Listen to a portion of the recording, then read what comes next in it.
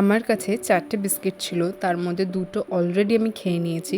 আর এই 2টো নিয়ে আমি যাচ্ছি নিচে নূপুরদির জন্য আর রেশমার জন্য। আমি অ্যাপ্লাই করেছি আমার ফেভারিট এলিট 18-এর লিপ বাম, আর এখন 3rd ফ্লোর থেকে যাচ্ছি হচ্ছে 1st ফ্লোরে।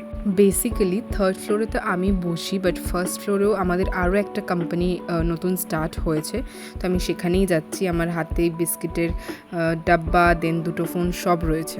এই হলো নতুন কোম্পানির মিটিং রুম, যেখানে নূপুরদি আর রেশমা বসছে, আর এখান থেকে বাইরের ভিউটা খুব সুন্দর।